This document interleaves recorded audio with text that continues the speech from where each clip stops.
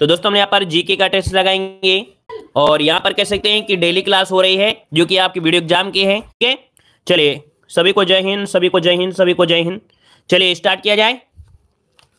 सभी लोग तैयार हैं? चलिए तो चलिए स्टार्ट करते हैं। यहाँ पर क्वेश्चन दिया गया है, जोंक मवेशियों पर कैसा बाह्य परजीवी होता है। यहाँ पर आंसर आपको लॉक करना है। आपका सही जवाब इनमें से क्या हो जाएगा? चलिए तो देखिए आपका आंसर हो जाएगा सी नंबर। ये होता है रक्त पिपासु। क्या होता है? रक्त पिपासु। मतलब कि जोंक अक्सर नदी, तालाब, गंदे पानी और कीचड़ में मिलते हैं और ये नदी एवं तालाब में आए मवेशियों के शरीर से क्या करते हैं? चिपक जाते हैं। और जब चिपक जाते हैं तो उनका क्या करते हैं? रस पीते हैं ना, अर्थात उनका जो रक्त होता है रक्त पीते हैं। अर्थात जोंक जो होता है वो पिपासु बाह्य परजीवी होता है ना। तो ऑप्शन क्या हो जाएगा? C number. समझ गए होंगे? क्लियर है ना? समझ में आ गया? आगे बढ़ते हैं। क्वेश्चन दिया गया है, यहां पर आपसे अगला क्वेश्चन दिया है, यूएसबी क्या है? चलिए जवाब दीजिए, यूएसबी क्या है? यहां पर जवाब आपका क्या हो जाएगा? यूएसबी। चलिए यूएसबी मतलब होता है क्या? Universal serial bus. ऑप्शन बनेगा यहां पर आपका C number, universal serial bus. Option बनेगा यहां पर आपका सी नंबर आपका राइट हो जाएगा, है ना। चलिए आगे बढ़ते हैं। क्वेश्चन आपसे अगला पूछा गया है, कह रहा है बेतार नेटवर्किंग स्थापित करने के लिए किस प्रौद्योगिकी का प्रयोग किया जाता है? चलिए कह रहा है बेतार नेटवर्किंग स्थापित करने के लिए किस प्रौद्योगिकी का प्रयोग किया जाता है? यहां पर आंसर देना है। तो देखिए आपका जवाब इनमें से क्या हो जाएगा? D number. ये आपका ब्लूटूथ होता है ना। देखिए काफी लोग जवाब दे रहे हैं यहां पर ब्लूटूथ, तो आपका जवाब बिल्कुल सही है। आपका बिल्कुल राइट आंसर आ रहा है, ब्लूटूथ हो जाएगा। जो कि आपको पता है किसी प्रकार के वायर की जरूरत नहीं होती है ना, बिना ही वायर के आपकी जुड़ जाती है, तो आपका ब्लूटूथ हो जाएगा। आगे बढ़ते हैं। क्वेश्चन आपसे अगला पूछा गया है, यहां पर दिया है विलोडन द्वारा हिलाया गया द्रव किसके कारण स्थिर हो जाता है? चलिए यहां पर आंसर देना है। आपका सही जवाब यहां पर क्या हो जाएगा? कह रहा है विलोडन द्वारा हिलाया गया द्रव किसके कारण स्थिर हो जाता है? किसके कारण स्थिर हो जाता है? चलिए यहां पर देखिए ये जो आपका हो जाएगा सी नंबर, श्यानता के कारण। किसके कारण भाई? श्यानता के कारण स्थिर होता है, जिसे बोलते हैं विस्कोसिटी, है ना। कि द्रव का वह गुण जिसके कारण द्रव अपनी भिन्न भिन्न परतों में क्या होता है? अपेक्षित गति का विरोध करने लगता है। तो ऑप्शन क्या बन जाएगा? सी नंबर आपका राइट हो जाएगा। आगे बढ़ते हैं। क्वेश्चन आपसे अगला दिया गया है कि फोटान किसकी मूलभूत यूनिट होती है? फोटान किसकी मूलभूत यूनिट होती है? यहां पर आंसर देना है। आपका जवाब क्या हो जाएगा? चलिए फोटान किसकी मूलभूत आपकी यूनिट होती है? चलिए किसकी होती है?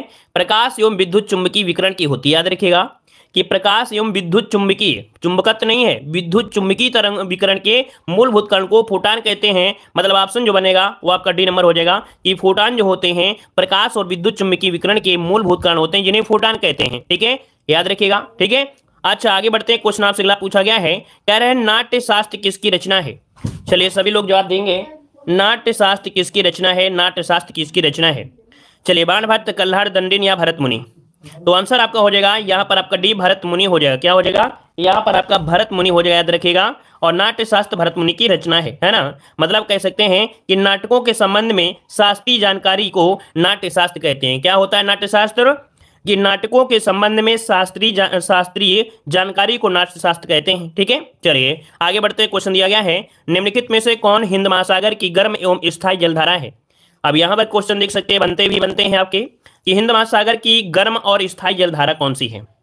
चलिए ये आपकी जो है वो आपकी मोजाम्बिक जलधारा है। क्या है भाई? मोजाम्बिक जलधारा है, जो कि आपकी कहां की? हिंद महासागर की है। तो ऑप्शन बन जाएगा यहां पर आपका कौन सा? ऑप्शन बन जाएगा आपका यहां पर डी नंबर राइट हो जाएगा। ठीक है, चलिए आगे बढ़ते हैं। क्वेश्चन आपसे अगला पूछा गया है, यहां पर दिया है दक्षिणी अल्प्स पर्वत किस देश में स्थित है? चलिए यहां पर बताना है कि दक्षिणी अल्प्स पर्वत जो है ना, दक्षिणी अल्प्स पर्वत किस देश में स्थित है? न्यूजीलैंड में है या स्विट्जरलैंड में है? चलिए ऑप्शन बी हो जाएगा। याद रखिए दक्षिणी अल्प्स पर्वत किस देश में है? तो आपको ऑप्शन बी हो जाएगा, न्यूजीलैंड में है। कहां पर है? न्यूजीलैंड की प्रमुख पर्वत श्रेणी आपकी है। और यहां पर आपको पता है कि जो अल्प्स है ये मध्य यूरोप की सबसे बड़ी पर्वतमाला भी है। क्या? मध्य यूरोप की सबसे बड़ी पर्वतमाला जो आपकी है वो आपकी अल्प्स आपका ही है, ये भी आपको याद रखना है। ठीक है, अल्प्स पर्वत की बात करें तो आपकी सबसे ऊंची चोटी माउंट ब्लैंक फ्रांस में है। क्या इसे बोलेंगे कि अल्प्स पर्वत की जो आपकी सबसे ऊंची चोटी है वो आपकी माउंट ब्लैंक फ्रांस में आपकी है, इसकी चोटी का है। ठीक है, आगे बढ़ते हैं। क्वेश्चन आपसे अगला पूछा गया है कि भारतीय संविधान के किस अनुच्छेद के तहत राष्ट्रपति वित्त आयोग की सिफारिशों को संसद के प्रत्येक सदन में रखवाता है? चलिए एक बार फिर क्वेश्चन पढ़िएगा। कि भारतीय संविधान के किस अनुच्छेद के तहत राष्ट्रपति वित्त आयोग की सिफारिशों को संसद के प्रत्येक सदन के समक्ष में रखवाता है? ये आर्टिकल है आपका 281, याद रखेगा। ये आर्टिकल 281 के तहत राष्ट्रपति वित्त आयोग की सिफारिशों को संसद के प्रत्येक सदन के समक्ष रखवाता है। और वहीं पर जो आपका अनुच्छेद 280 है, अनुच्छेद 280 वो क्या होता है, इसके तहत राष्ट्रपति वित्त आयोग का गठन करते हैं। तो याद रखिएगा, अगर गठन की बात करते हैं कि वित्त आयोग का गठन किसमें होता है, तो आर्टिकल 281 में। और ये जो आपकी जितना भी लिखा है वो आपका आर्टिकल 281 होगा, तो इसका ऑप्शन बनेगा सी नंबर। ठीक है, आगे बढ़ते हैं। क्वेश्चन आपसे अगला पूछा गया है कि राष्ट्रीय आपात के संबंध में कौन सा कथन आपका गलत दिया गया है? चलिए, राष्ट्रीय आपात के बारे में दिया गया है, तो चलिए देखते हैं क्या आपका गलत है। पहला पॉइंट दिया है कि राष्ट्रीय आपात संविधान के अनुच्छेद 352 के तहत राष्ट्रपति द्वारा लगाया जाता है। मतलब आपकी बात सही दिया गया है, इसमें पहला पॉइंट तो सही हो जाएगा। फिर दिया है राष्ट्रीय आपातकाल के समय राज्य सरकारें निलंबित कर दी जाती हैं। तो आप बताइए, राष्ट्रीय आपातकाल के समय क्या राज्य सरकारें निलंबित हो जाती हैं? क्या नहीं होती हैं, वो तो राजकीय आपातकाल होता है ना, जब राज्य में लगता है। ये तो राष्ट्रीय आपातकाल है जो कि आपका कितने 352 में है ना। तो आपका ऑप्शन क्या हो जाएगा? आपका बी नंबर, ये आपका गलत दिया गया है। ठीक है, और संसद के दोनों सदनों द्वारा आपातकाल की उद्घोषणा जारी होने के 1 माह के भीतर अनुमोदन भी होना आवश्यक होता है। ये भी क्वेश्चन पूछे कि संसद के दोनों सदनों द्वारा अगर आपातकाल की घोषणा जारी होती है तो 1 माह के भीतर अनुमोदन भी होना आवश्यक है। ये भी आपका पॉइंट सही था। ठीक है, चलिए आगे बढ़ते हैं। क्वेश्चन आपसे दिया गया है, हाँ ये भी एक पॉइंट और देख लीजिएगा कि संसद द्वारा आपातकाल में राज्य के विषयों पर बनाए गए कानून आपातकाल की समाप्ति के बाद 6 माह बाद तक प्रभावी भी रहते हैं। ये भी पॉइंट याद रखिएगा। ठीक है, ये भी पॉइंट अच्छा पॉइंट है कि अगर संसद द्वारा आपातकाल में राज्य के विषयों पर बनाए गए कानून आपातकाल जैसे समाप्त हो जाता है उसके बाद भी 6 माह तक क्या होते हैं? प्रभावी रहते हैं। तो ये भी अच्छी बात है, इसको नोट करिएगा। चलिए आगे बढ़ते हैं। क्वेश्चन आपसे दिया गया है कि ग्राम सभा का सदस्य बनने के लिए न्यूनतम आयु सीमा कितनी होती है? चलिए यहाँ पर आंसर क्या हो जाएगा? ग्राम सभा का सदस्य बनने के लिए न्यूनतम आयु सीमा कितनी होती है? इस क्वेश्चन को कितने कितने लोग यहाँ पर गलत करेंगे, हमें बताइए जल्दी से। कितने स्टूडेंट इस क्वेश्चन का जवाब गलत देंगे? चलिए, सभी लोग गलत देंगे, मतलब है ना, अच्छी बात है, सभी लोग गलत दे रहे हैं। अभी तक सभी का जवाब गलत ही आया है, याद रखिए, अभी तक सबका जवाब गलत आया है। चलिए अब सही आ रहा है भाई, है ना। देखिए भाई, यहाँ पर जो आपका है कह रहे ग्राम सभा का सदस्य, ये नहीं कह रहा ग्राम पंचायत का सदस्य बनने के लिए, ग्राम सभा का सदस्य। ग्राम सभा का सदस्य उसे कहते हैं जिसका वोटर आईडी में नाम होता है।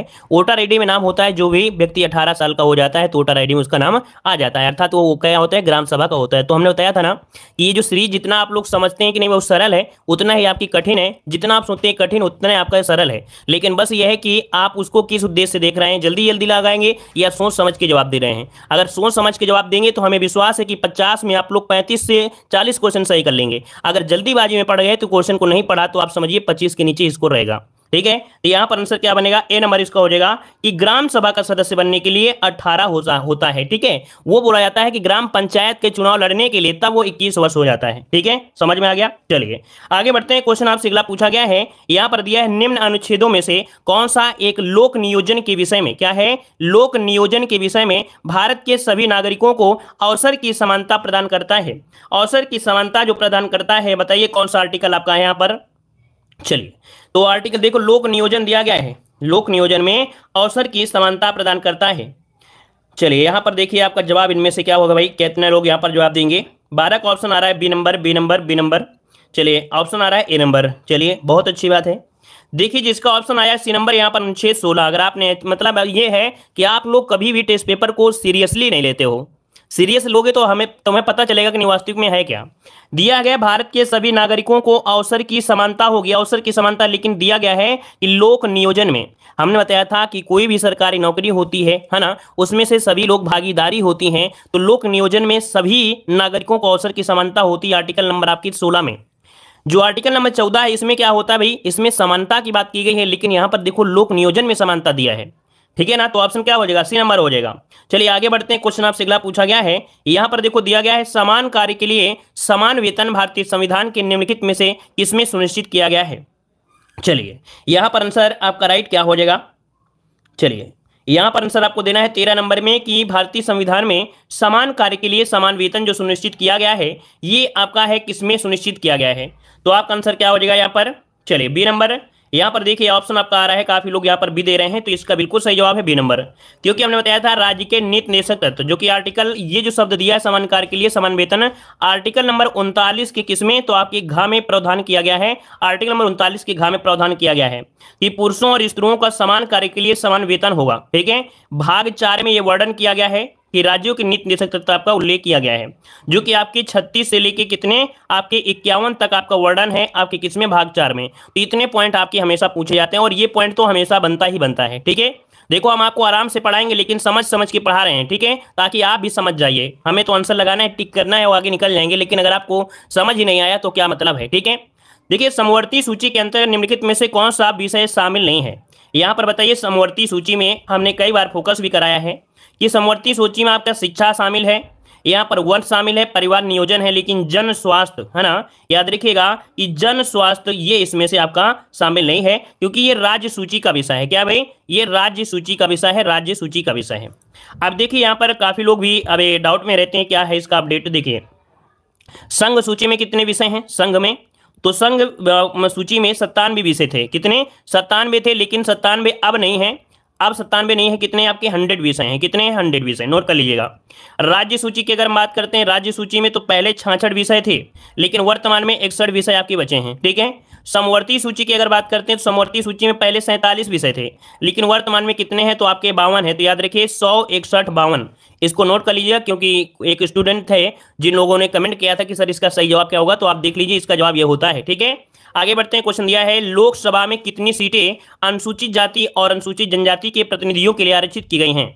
यहां पर देखिए आपका जवाब इनमें से क्या हो जाएगा। तो देखिए ये क्वेश्चन हमने कई बार पढ़ाया है, तो आप लोग वाजिब है कि आंसर आप सही दोगे कि यहाँ पर जो अनुसूचित जाति और अनुसूचित जनजाति है ना, एससी और एसटी, तो इनके लिए 131 सीटें आपकी यहाँ पर की गई हैं। ठीक है, लोकसभा के लिए आपको पता है कि 545 सीटों में से 84 सीटें जो आपकी हैं, क्या 84 सीटें लोकसभा में, जैसे 545 हैं उनमें से 84 सीटें अनुसूचित जाति की हैं, और आपकी 47 सीटें जो आपकी हैं वो अनुसूचित जनजाति की हैं। ये हैं आपकी एससी की हैं, और ये जो आपकी हैं किसकी है, तो आपके एसटी की हैं, कितनी आपके 47। ठीक है, याद रहेगा। चलिए आगे बढ़ते हैं। क्वेश्चन दिया गया है, अदृश्य निर्यात का अर्थ क्या होता है, अदृश्य निर्यात। तो देखिए भाई अदृश्य निर्यात का अर्थ क्या होता है, बड़ा अच्छा क्वेश्चन दिया गया है। कह रहा है सेवाओं का निर्यात, वस्तुओं का निर्यात, वस्तु और सेवा दोनों का निर्यात, तस्करी के सामान का निर्यात। अब यहाँ पर देखते हैं कितने लोग यहाँ पर जवाब इसका सही देने वाले हैं। तो चलिए जवाब यहाँ पर आ रहा है आपका डी नंबर, ए नंबर, डी नंबर, ए नंबर। यहाँ पर क्या हो जाएगा, तो देखिए यहाँ पर आंसर आपका बनेगा कौन सा, सेवाओं का जो निर्यात है, क्या हो जाएगा यहाँ पर जो आंसर है आपका कौन सा, ए नंबर, कि सेवाओं का निर्यात, अर्थात अदृश्य निर्यात का अर्थ होता है यहाँ पर सेवाओं को निर्यात से संबंधित है। नोट कर लीजिएगा इस क्वेश्चन को कि सेवाओं के निर्यात से संबंधित है। ठीक है, आगे बढ़ते क्वेश्चन आपसे अगला पूछा गया है कि गिल्ट एड्ज मार्केट निम्नलिखित में से किसके व्यापार से संबंधित है। देखो दिया है गिल्ट एड्ज मार्केट, ये जो आपका कह सकते हैं किसके व्यापार से है, अर्थात यहाँ पर जो आंसर है वो क्या हो जाएगा, तो यह सरकारी प्रतिभूतियों से संबंधित है। याद रखिएगा गिल्ट एंड मार्केट सरकारी प्रतिभूतियों के व्यापार से संबंधित है। ऑप्शन आपका बनेगा डी नंबर। आगे बढ़ते हैं। क्वेश्चन आपसे अगला पूछा गया है, कह रहे यदि केंद्रीय बैंक द्वारा रेपो दर में वृद्धि की जाती है तो क्या होगा। यदि केंद्रीय बैंक द्वारा रेपो दर में अगर वृद्धि हो जाती है तो ऐसी स्थिति में होता क्या है, मुद्रा प्रसार में कमी हो जाती है। नोट करिएगा कि यदि केंद्रीय बैंक द्वारा रेपो दर में वृद्धि हो जाती है तो मुद्रा प्रसार में क्या होती है, कमी हो जाती है। इस पॉइंट को नोट कर लीजिएगा। ठीक है, चलिए ऐसा होता क्या है, तो देखिए क्या होता है, इसको हम आपको बता देते हैं कि रेपो दर में वृद्धि किए जाने पर ऋण की ब्याज दरों में क्या होती है, भी वृद्धि हो जाती है, जिसके परिणाम स्वरूप क्या होता है, जो साख सृजन है उसकी प्रक्रिया में कमी आती है और मुद्रा प्रसार में क्या होती है, कमी आ जाती है। सिंपल सी बात है, ऑप्शन बी हो जाएगा। आगे बढ़ते हैं। क्वेश्चन आपसे अगला पूछा गया है, निम्नलिखित में से किन राज्यों की सीमा बांग्लादेश से मिली जुली है। मतलब आपका देखा जाए कि बांग्लादेश के साथ जो सीमा मिलती है वो आपकी कौन सी है, 19 को ऑप्शन लॉक करिएगा। चलिए इस क्वेश्चन का जवाब देना है। चलिए यहाँ पर दिया मेघालय, त्रिपुरा, मिजोरम और आपका असम दिया गया है। तो मेघालय, त्रिपुरा, मिजोरम और आपका असम। चलिए क्या जवाब हो जाएगा, डी नंबर हो जाएगा। भाई चारों तो मिले हैं ना, ये चारों ही मिले हैं जो कि आपके बांग्लादेश के साथ सीमा बनाते हैं। असम से भी है, थोड़ा सा असम से भी लगा हुआ है, याद रखिएगा। आगे बढ़ते हैं। क्वेश्चन आपसे अगला पूछा गया है, देखिए किससे मिला है हम आपको वही बता देते हैं कि पश्चिम बंगाल, असम, मेघालय, त्रिपुरा और मिजोरम किसे 5 भारतीय राज्यों के साथ जुड़ा हुआ है जो आपका बांग्लादेश है। आगे बढ़ते हैं। क्वेश्चन दिया गया है कि गोंडवाना क्रम की चट्टानें किसके लिए प्रसिद्ध हैं। बताइएगा जो गोंडवाना क्रम की चट्टानें हैं वो किसके लिए प्रसिद्ध हैं। तो यहाँ पर देखिए आपका आंसर क्या हो जाएगा, आंसर हो जाएगा आपका बी नंबर। ये आपके किसके लिए, कोयला के लिए जानी जाती है, ज्यादा से ज्यादा आपके कोयला के लिए जानी जाती है, अर्थात कह सकते हैं गोंडवाना क्रम की चट्टानों का निर्माण ये कार्बनीफेरम के जुरैसिक काल में हुआ था। और यहाँ पर गोंडवाना शब्द की उत्पत्ति मध्य प्रदेश की गोंड के नाम से हुआ है। देखिए गोंडवाना जो है, गोंडवाना शब्द की उत्पत्ति ये एमपी के जो गोंड क्षेत्र है उसी के नाम पर हुआ है। और भारत का अधिकांश कोयला जो होता है वो आपकी कहां से, तो गोंडवाना क्रम की चट्टानों में ही पाया जाता है। तो ऑप्शन बी नंबर इसका राइट हो जाएगा। आगे बढ़ते हैं, क्वेश्चन आपसे अगला पूछा गया है, निम्न घास के मैदान को मानचित्र के अनुसार उत्तर से दक्षिण क्रम में आपको सजाना है। मतलब घास के मैदान है आपसे पूछा गया है, और यहाँ पर उत्तर से दक्षिण के क्रम में, मतलब ऊपर से नीचे क्रम में लेके आना है। तो आपका क्या हो जाएगा जवाब, देखिए यहां पर जो आपका जवाब हो जाएगा वो हो जाएगा, सबसे पहले लानोस घास के मैदान मिलते हैं। लानोस कहां मिलते हैं भाई, लानोस मिलते हैं वेनेजुएला में, जो कि दक्षिण अमेरिका के सबसे ऊपरी भाग में पड़ता है। लानोस कहां पर, वेनेजुएला, जो कि आपको पता है तेल के भंडार भी यहां पर बहुत है, वेनेजुएला, ठीक है, वेनेजुएला सबसे ऊपर है। इसके बाद नंबर आता है आपके किसका, तो यहां पर आता है सेलवास का। सेलवास जो मिलता है ये अमेजन बेसिन मिलता है, कहां पर, अमेजन बेसिन में मिलता है, कौन, सेलवास। इसके बाद आता है कैंपोस। कैंपास मतलब ये आपका है ब्राजीलियन उच्च भूमि के पश्चिमी भाग में मिलता है। और जो पंपास है वो आपके अर्जेंटीना में मिलता है, जो कि उरुग्वे क्षेत्र में मिलता है। तो इस प्रकार से अगर देखेंगे तो इसका ऑप्शन क्या हो जाएगा, 3 1 2 4, 3 1 2 4 ऑप्शन हो जाएगा, डी नंबर हो जाएगा। ठीक है, चलिए आगे बढ़ते हैं। क्वेश्चन दिया गया है, ग्रेट इंडियन बस्टर्ड अभ्यारण्य कहां पर स्थित है। अभी हाल ही के एग्जाम में क्वेश्चन आपका पूछा गया था कि ग्रेट इंडियन बस्टर्ड अभ्यारण्य जो स्थित है ये आपके कहां पर स्थित है। चलिए तो चलिए यहाँ पर जवाब इनमें से क्या हो जाएगा, याद रखिएगा ये है आपके ऑप्शन, यहाँ पर सी नंबर महाराष्ट्र। इसका जवाब जो बनेगा वो सी हो जाएगा कि सोलापुर। आपने नाम सुना होगा, सोलापुर सुना है कि नहीं सुना है आपने, सुना है सोलापुर। तो याद रखिए सोलापुर जो पड़ता है महाराष्ट्र में है, वहां पर स्थित है ग्रेट इंडियन बस्टर्ड अभ्यारण्य, को अब जवाहरलाल नेहरू बस्टर्ड अभ्यारण्य के नाम से जानते हैं। अर्थात इसका नया नाम क्या हो गया है, इसके पहले जवाहर लग चुका है, याद रखिए इसका नया नाम हो गया है जवाहर नेहरू बस्टर्ड अभ्यारण्य के नाम से जाना जाता है। यह भारत में ग्रेट इंडियन बस्टर्ड पक्षी के लिए एकमात्र अभ्यारण्य है। मतलब एक पक्षी है, ग्रेट इंडियन बस्टर्ड क्या है, एक पक्षी है, एकमात्र अभ्यारण्य है जहां पर ग्रेट इंडियन बस्टर्ड पक्षी पाया जाता है। ठीक है, चलिए अगर पूछे तो आप लोग लगा दीजिएगा आंसर सही। ठीक है, आगे बढ़ते हैं। क्वेश्चन दिया गया है कि निम्न समूहों में से कौन सा पूरब से पश्चिम की ओर पहाड़ियों का सही क्रम है। पूरब से पश्चिम की ओर आना है, यहां पर आपको बताना है कि कौन सी कहां पर स्थित है। देखिए यहां पर दिया है मिसमी, मिकिर और आपकी मीरी। यहां पर जो ऑप्शन है आपका सी नंबर, अभी आरओ एग्जाम में क्वेश्चन आपका पूछा गया था, जो कि 2021 में क्वेश्चन आपका आया था। देखो पूरब से पश्चिम की ओर पहाड़ियां का क्रम होता है मिसमी, अबोर, मोरी। ये तीनों पहाड़ियां कहां हैं, ये तीनों पहाड़ियां है कहां पर, अरुणाचल प्रदेश में है, दूसरे देश में नहीं है भाई, आपके अरुणाचल प्रदेश में है। तो अरुणाचल प्रदेश में आपका पूछा गया था, याद रखिए। तो ऑप्शन हो जाएगा आपका यहाँ पर सी नंबर। ये कैसा है, आपके पूरब से पश्चिम क्रम में आपके हैं मिसमी, मिकिर और आपका मेरी। ठीक है, चलिए आगे बढ़ते हैं। क्वेश्चन आपसे मिसमी और अबोर और आपके दिया गया है मीरी। अच्छा ठीक है, उसके हिसाब से फिर यहाँ पर यही बनेगा ना, ऑप्शन आपका हो जाएगा सी नंबर हो जाएगा। ठीक है, अबोर है लेकिन मीरी आपका दिया है, तो इसके अनुसार सी आपका सी नंबर आपका राइट हो जाएगा। चलिए आगे बढ़ते हैं। क्वेश्चन आपसे अगला पूछा गया है, यहाँ पर दिया गया है पाल घाट दर्रा किन दो राज्यों के बीच है। चलिए भाई इजी क्वेश्चन आपका आ गया है ना, आपका फेवरेट क्वेश्चन आ गया है कि जो आपका पाल घाट दर्रा है, क्या यहाँ पर पाल घाट दर्रा है ये किन दो राज्यों के बीच है। चलिए यहाँ पर आपका जवाब से क्या हो जाएगा, ये क्वेश्चन ढूंढ के नहीं लाए, हमने बताया है ये क्वेश्चन जो बने हैं 2021 के जो क्वेश्चन पूछे गए हैं, और कुछ क्वेश्चन संभावित हैं जो क्वेश्चन घुमाए जा सकते हैं। मतलब ये लास्ट सीरीज है, इस लास्ट सीरीज को अगर पढ़ लेते हैं तो समझो कि आपका उद्धार लास्ट सीरीज में ही हो जाना है। ठीक है, इससे ज्यादा क्वेश्चन नहीं घुमाने वाला है। अब कितना भी प्रकार से देखा जाए क्वेश्चन आपके सरल हैं। आप ही बताइए जो क्वेश्चन हम पढ़ा रहे हैं वो सरल है कि नहीं सरल है, आपने पढ़ा होगा, लेकिन वही है कि इसके बारे में सही से पढ़ा नहीं होगा, बस ये है। लेकिन क्वेश्चन देखने में आपको कठिन नहीं लग रहे हैं, सरल लग रहे हैं। ठीक है, चलिए तो देखिए आपका पाल घाट दर्रा है जो किन राज्यों के बीच है, आपको जवाब देना है। यहाँ पर देखिए आपका जवाब आ रहा है केरला, कह रहे हैं केरल। केरल तो 2 ऑप्शन है, केरल 2 ऑप्शन है, लेकिन केरल और तमिलनाडु जो ऑप्शन बनेगा कौन सा, ऑप्शन सी हो जाएगा। केरल और तमिलनाडु में है, याद रखिए पाल घाट दर्रा जो नीलगिरी है ना, नीलगिरी और अन्नामलाई पहाड़ियों के बीच स्थित आपका है। यह दर्रा केरल और तमिलनाडु को जोड़ता है। ठीक है ना, क्लियर है। चलिए यहाँ पर 3 दर्रे हैं, एक थाल घाट, भोर घाट, पाल घाट, ये पश्चिमी घाटी में ही पाए जाते हैं, लेकिन जो पाल घाट है वो है आपके ऑप्शन सी नंबर। ठीक है, चलिए आगे बढ़ते हैं। क्वेश्चन आपसे अगला पूछा गया है, कह रहा है गंधार एवं मथुरा कला शैली का विकास किसके शासनकाल में हुआ है। चलिए भाई, इसका जवाब देना है कि गांधार एवं मथुरा कला शैली का जो विकास हुआ है ये किसके शासनकाल में हुआ है। तो भाई आपका जवाब हो जाएगा ए नंबर, कनिष्क के शासनकाल में। किसके समय भाई? तो आपके कनिष्क के, जो कि कुषाण वंश के शासक थे। कौन? कुषाण शासक के जो थे कनिष्क, इनके समय आपका हुआ था गांधार और मथुरा कला क्षेत्र का विकास। ऑप्शन बन जाएगा ए नंबर। अगला क्वेश्चन आपसे दिया स्थित एकमात्र महाजनपद कौन सा था। देखो ये क्वेश्चन आपसे बहुत बार पूछा गया है कि इनमें से दक्षिण भारत में स्थित एकमात्र महाजनपद इनमें से कौन था। चलिए, तो देखिए आपका जवाब इनमें से कौन हो जाएगा। ऑप्शन आ रहा है सी नंबर, कह रहे हैं इसका हो जाएगा अस्मक। चलिए यहाँ पर आपका आंसर जो आपका हो जाएगा वो सही जवाब आ गया है, अस्मक आपका आंसर राइट हो जाएगा। ये आपका अस्मक जनपद दक्षिण भारत में गोदावरी नदी के तट पर, कौन भाई? एक नदी है गोदावरी, नाम जानते होंगे, तो गोदावरी नदी के तट पर स्थित था और यह दक्षिण भारत में एकमात्र महाजनपद भी था। याद रखिए 16 महाजनपदों में आपका एकमात्र ऐसा जनपद है जो कि दक्षिण भारत में था। नाम क्या है? अस्मक है, जो कि गोदावरी नदी के तट पर था। आगे बढ़ते हैं, क्वेश्चन आपसे अगला पूछा गया है, कह रहा आपसे विजयनगर साम्राज्य की स्थापना हरिहर एवं बुक्का द्वारा कब की गई थी। बताइए भाई, विजयनगर साम्राज्य की स्थापना हरिहर एवं बुक्का द्वारा कब की गई थी। चलिए, बिल्कुल कठिन भी नहीं मिलेंगे, ऐसे मिलेंगे जो आपने पढ़ा है, लेकिन देखते हैं कि अगर आपने पढ़ा है तो जवाब आप लोग सही दे पाएंगे या नहीं दे पाएंगे। चलिए, आपका जवाब इनमें से राइट क्या हो जाएगा। चलिए 36 आ रहा है, तो आपका जवाब बिल्कुल सही है, 36 हो जाएगा। 33 मत लगाइएगा, ये 33 में जो आपके आए थे वो मोरक्को वाले आए थे, है ना। मोरक्को को जो इब्न बतूता था, यहाँ पर दिया हरिहर बुक्का ने जो किया था 1336 में इसकी स्थापना की थी। तो ऑप्शन बनेगा आपका डी नंबर, इनमें से राइट हो जाएगा। ठीक है, विजयनगर साम्राज्य की स्थापना 1336 में हुई थी दक्षिण भारत में। ठीक है, तुंगभद्रा नदी के उत्तरी तट पर स्थित आपका है। आगे बढ़ते हैं, क्वेश्चन दिया गया है, कह रहा है निम्नलिखित में से कौन जस्टिन आंदोलन से जुड़े हुए नहीं थे।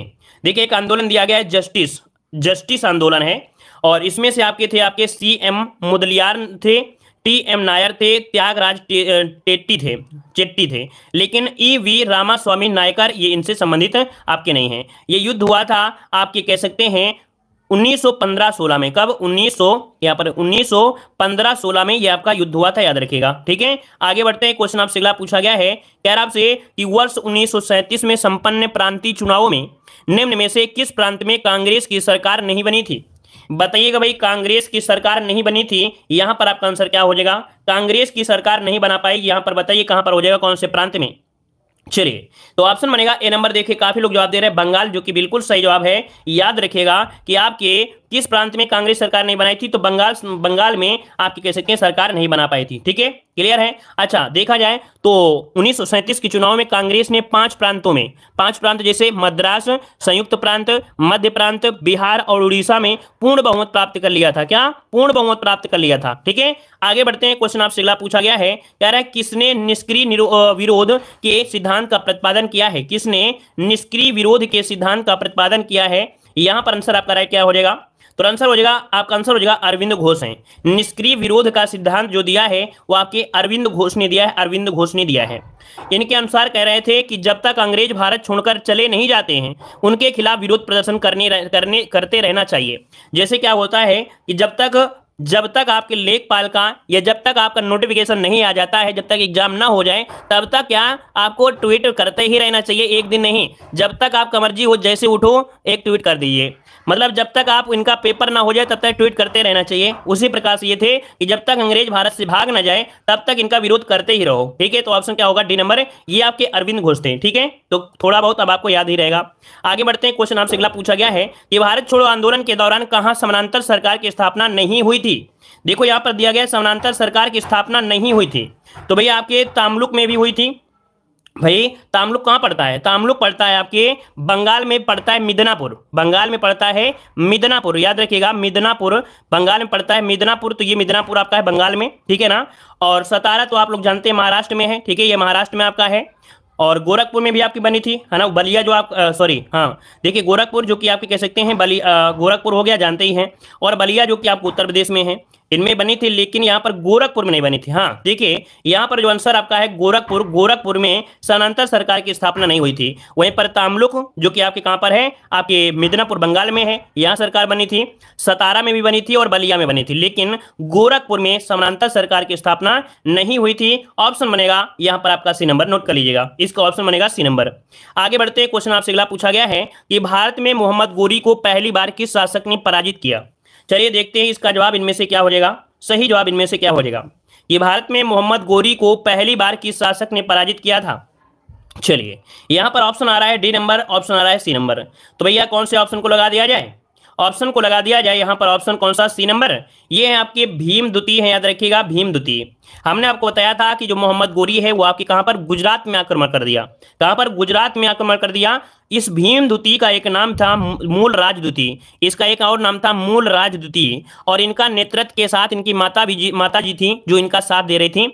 इनकी माता जी थी मुलाज सेकंड की माता भी थी जो इनका साथ दे रही थी। और इन्होंने क्या किया था? मोहम्मद गोरी को बंदी बना लिया था।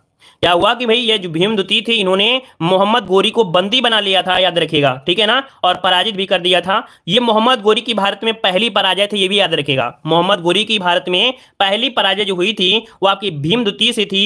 भीमद्वितीय से, ये कह सकते हैं मूल राजद्वितीय से थी, जो कि ये शासक थे उस समय गुजरात में। कहां पर? तो जो आपका सोमनाथ मंदिर है उसी प्रांत में ही हुआ था, क्योंकि मोहम्मद गोरी चाहता था कि सोमनाथ मंदिर का पूरा खजाना लूट ले, लेकिन ऐसा नहीं हो पाया था। ठीक है, आगे बढ़ते हैं। क्वेश्चन आपसे अगला पूछा गया है, कह रहा है मुजफ्फरपुर बम कांड 1908 के आरोप में किसे फांसी दी गई थी?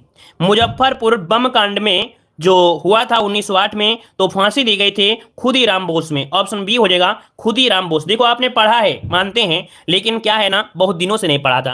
अब आपको याद आ गया होगा कि ये जो आपका युद्ध हुआ था, तब कह सकते हैं कांड हुआ था 1908 में, हुआ था 30 अप्रैल। ठीक है, 30 अप्रैल 1908 को ये कांड हुआ था। खुदीराम बोस और प्रफुल्ल चाकी, क्या? खुदीराम बोस और प्रफुल्ल चाकी द्वारा मजिस्ट्रेट किंग्सफोर्ड की हत्या का प्रयास किया गया।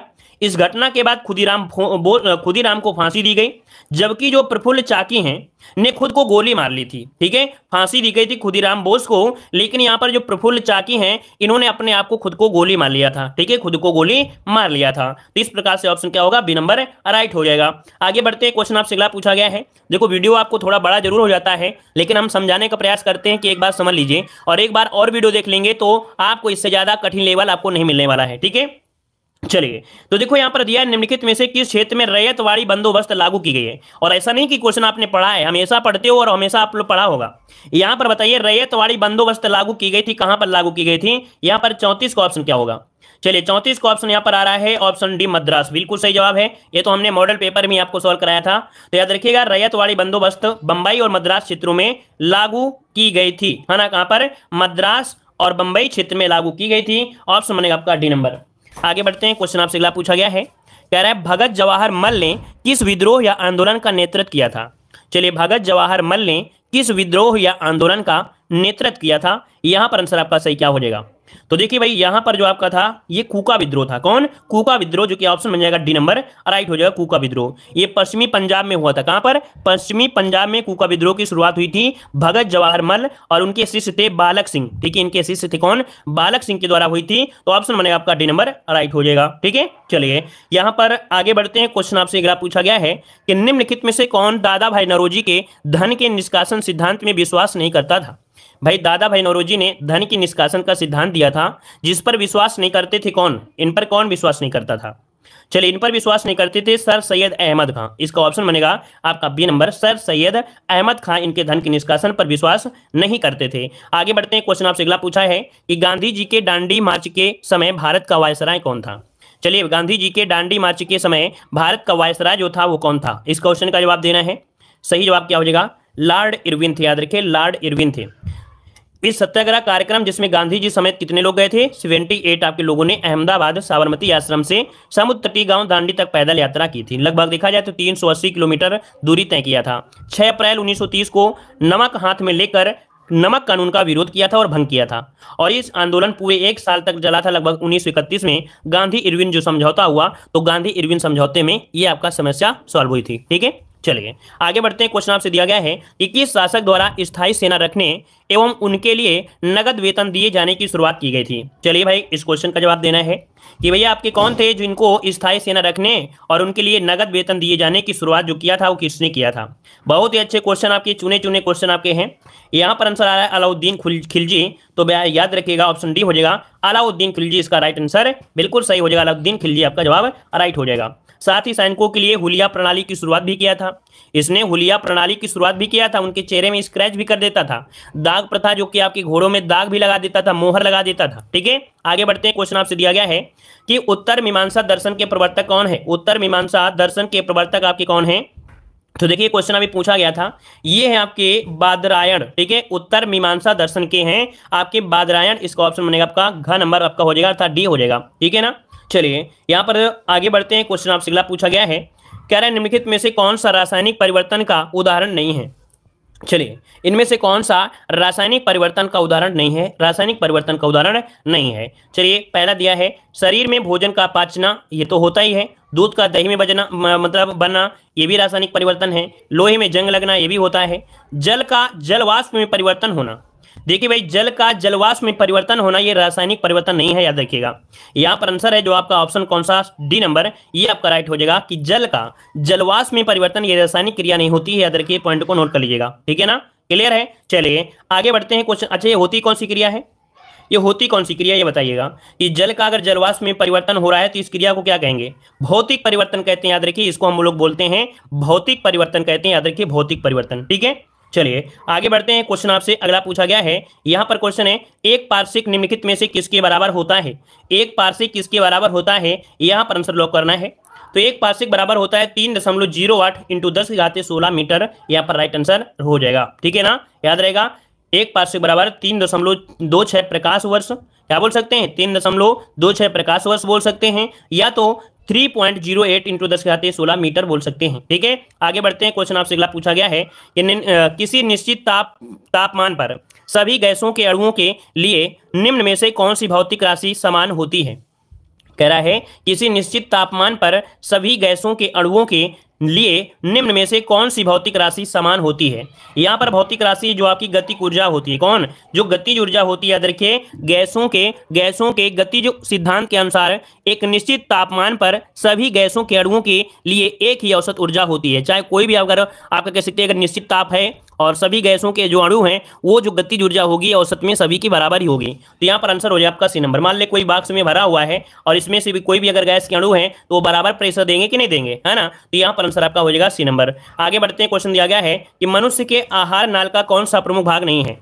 आहार नाल का जो प्रमुख भाग नहीं हो आपका कौन सा है।